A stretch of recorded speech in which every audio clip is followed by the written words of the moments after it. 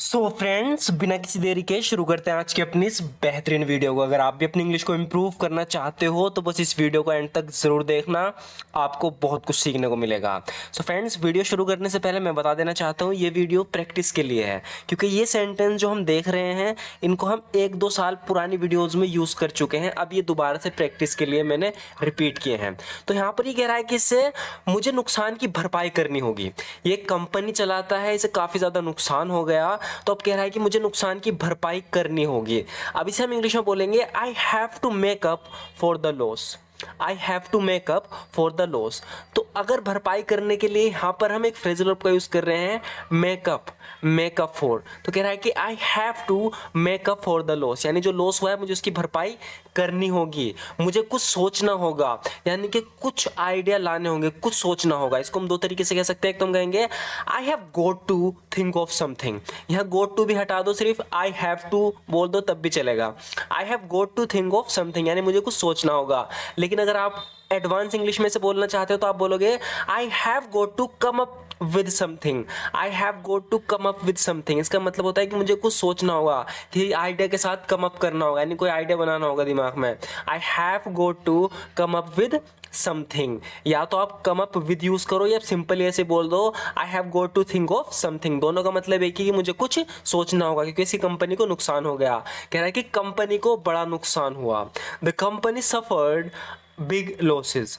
The company suffered big losses, तो company को नुकसान हुआ, तो इसके लिए यहाँ पर हम सफ़र का यूज़ करेंगे, यानी झेला कंपनी ने। The company suffered big losses, company को बड़ा नुकसान हुआ। मेरा बिजनेस सही चल रहा था लेकिन महामारी के बाद बेकार हो गया, यानी जो इसका बिजनेस था अच्छा चल रहा था, फिर लॉकडाउन लग गया कोरोना वायरस की वजह से, तो इसका बिजनेस बेकार हो गया। तो यहाँ पर बता रहा है कि my business was doing okay. My business was doing okay का मतलब है कि मेरा बिजनेस ओके था, नहीं सही चल रहा था, but it went down hill after the pandemic. लेकिन पेंडेमिक के बाद क्या हुआ कि ये बेकार हो गया, नीचे चला गया, यानी नुकसान में चला गया। मैंने तुमसे कहा था उससे बात करने का कोई फायदा नहीं होगा। जब भी कोई किसी मैटर पे बात करता है, किसी मामले को लेकर, हमें लगता है कि उससे बात करना बेकार ही है। तो जब ये इससे बात करने जा रहा था, इसने समझाया था इसके दोस्त ने को उससे बात मत करो, कोई फायदा नहीं होगा, टाइम वेस्ट होगा, लेकिन इसने फिर भी करी। अब इसको वहां से कुछ मिला नहीं उससे बात करके, तो कह रहा है कि आई टोल्ड यू, यानी मैंने तुमसे कहा था, I told you it would be no use talking to him. I told you it would be no use talking to him, यानी मैंने तुमसे कहा था, है ना। जब भी पास्ट में बात चल रही है वहां पर विल का यूज नहीं आता, वुड का होता है। I told you it would be no use talking to him, मैंने तुमसे कहा था उससे बात करने का कोई फायदा नहीं होगा। उसने जो कहा उससे परेशान मत हो, वो सिर्फ तुम्हारी टांग खींच रहा था।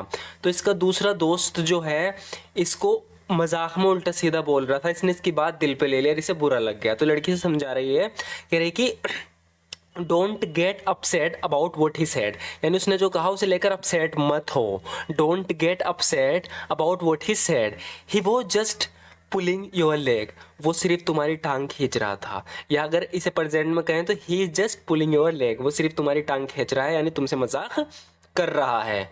मैं आज रात बाहर नहीं जा सकती, मुझे पढ़ाई करने की ज़रूरत है। अब इसे थोड़ा ध्यान से समझना, यहाँ पर ये सब बाहर घूमने के लिए इनवाइट कर रही है इसकी फ्रेंड, तो कह रही है कि मैं नहीं जा सकती, मुझे पढ़ाई करनी है, किताब पढ़नी है इसे, क्योंकि इसके एग्जाम आ रहे हैं।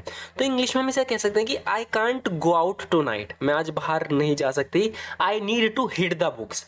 कुछ लोग कहते हैं कि I need to read the books, लेकिन इस सिचुएशन में जो हिट द बुक्स ज़्यादा अच्छा रहेगा। हिट द बुक्स का मतलब होता है ऐसा नहीं कि हम बुक पर जाकर हिट करेंगे उसे मारेंगे, नहीं, यहाँ पढ़ने से मतलब होता है कि हम मुझे पढ़ाई करनी है, बुक्स पढ़नी है, किताबें पढ़नी है। तो हम बोलेंगे I need to hit the books. I can't go out tonight, I need to hit the books. अगर आपको हिट नहीं बोलना तो आप रीड का भी यूज कर सकते हो, लेकिन इस तरीके से बहुत होता है। कह रही कि मुझे इस वीकेंड पढ़ाई करनी ही है, I have to hit the books this weekend. I have to hit the books this weekend, यानी इस वीकेंड मुझे पढ़ाई करनी है। अगले हफ्ते मेरे 2 परीक्षाएं हैं, यानी 2 एग्जाम है अगले हफ्ते मेरे। I have 2 exams next week. जब भी हमें बताना हो कि मेरे एग्जाम आ रहे हैं 2, मतलब हफ्ते में 2 एग्जाम है अगले हफ्ते में, तो हम बोलेंगे simply I have 2 exams next week. I have 2 exams next week, यानी अगले हफ्ते मेरे 2 एग्जाम यानी 2 परीक्षाएं हैं।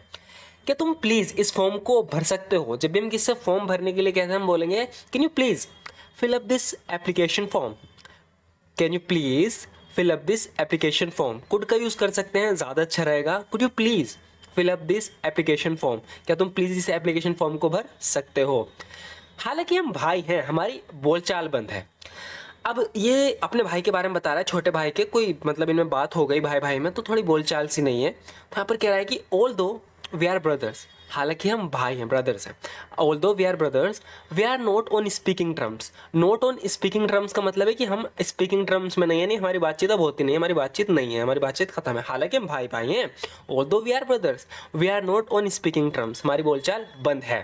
फिर भी मैं उससे बहुत प्यार करता हूँ, कह रहा है कि हमारी बोलचाल बंद है, फिर भी के लिए मैंने कल ही बताया आपको, कल की वीडियो में फिर भी के लिए हम यूज़ करेंगे नेवरदलेस। नेवरदलेस, फिर भी मैं उससे बहुत प्यार करता हूँ। Nevertheless I love him very much. Nevertheless I love him very much, फिर भी मैं उससे बहुत प्यार करता हूँ। Nevertheless I love him very much. मैं अपने काम में पीछे रह गई। अब फ्रेंड्स इसे समझो, जब हम कोई काम करते हैं, मतलब हमारे साथ हमारे दोस्त भी हैं और भी हैं जो काम कर रहे हैं, लेकिन हम पीछे रह जाते हैं, तो हम सिंपल इंग्लिश में बोलेंगे I fell behind in my work. I fell behind in my work, यानी मैं अपने काम में पीछे रह गई। I fell behind in my work. मुझे नहीं लगता कि मेरे पास इस जॉब के लिए पूरी स्किल्स हैं, फिर भी मैंने फैसला किया है मैं ट्राई करूँगा। तो एक जॉब ऑफर है, मतलब एक जॉब के लिए वैकेंसी है जहाँ पर ज़रूरत है एक लड़के की, लेकिन इस पे वो स्किल्स नहीं है कि ताकि वो जॉब कर सके, मतलब उसमें जो स्किल्स है वो हाई डिमांड है, लेकिन फिर भी ट्राई करने को कह रहा है कि I don't think I have enough skills for this job. मुझे नहीं लगता कि इस जॉब के लिए मेरे अंदर स्किल्स हैं। I decided to go for it anyway, फिर भी मैंने इसके लिए जानने की ट्राई मतलब डिसाइड किया कि मैं इसके लिए जाऊंगा, यानी ट्राई करूंगा, इंटरव्यू देकर आऊँगा। तो यहाँ पर ट्राई करने के लिए हम बोल सकते हैं go for it. I decided to go for it anyway, फिर भी मैं इसके लिए जाने के लिए ट्राई करूंगा, मतलब मैंने फैसला किया कि मैं ट्राई करूंगा, मैं इंटरव्यू देने जाऊंगा। I don't think I have enough skills for this job, मुझे लगता नहीं कि मेरे अंदर इस जॉब के लिए पूरी स्किल्स हैं। I decided to go for it anyway, फिर भी मैं इसमें ट्राई करूंगा एक बार। अगर तुम ये चाहते हो तो चिंता करना छोड़ो और जाओ इसके लिए। इसका दोस्त कह रहा है कि अगर तुम ये जॉब चाहते हो तो ये मत सोचो स्किल हैं, अगर ट्राई करना है तो कर लो। यहाँ पर इंग्लिश में हम बोलेंगे if you want it then stop worrying about it and go for it. तो देखो गो फॉर इट का हम इस सिचुएशन में यूज़ कर सकते हैं, यहाँ पर दो बताए मैंने। एक तो पहले कि ट्राई करना है तो कर लो, गो फिर जाओ, देख क्या होता है, किसी भी सिचुएशन में यूज़ कर सकते हैं। इफ़ यू वांट इट, अगर तुम ये चाहते हो, देन स्टॉप वरिंग, चिंता करना छोड़ो अबाउट इट, इसके बारे में, एंड गो फॉर इट, और जाओ जाकर ट्राई करो। एक अच्छा सस्ता होटल आजकल मिलना बहुत मुश्किल है। यहाँ पर ये होटल्स की बात चल रही है, कह रहा है कि a good cheap hotel is hard to come by these days। तो come by का यूज़ कर सकते हैं हम, a good cheap hotel is hard to come by these days, यानी एक अच्छा सस्ता होटल आजकल मिलना मुश्किल है। a good cheap hotel is hard to come by these days। या अगर नौकरियों के बारे में बात करना कहेंगे jobs are hard to come by these days। jobs are hard to come by these days, आजकल नौकरियां मिलना बहुत मुश्किल हैं।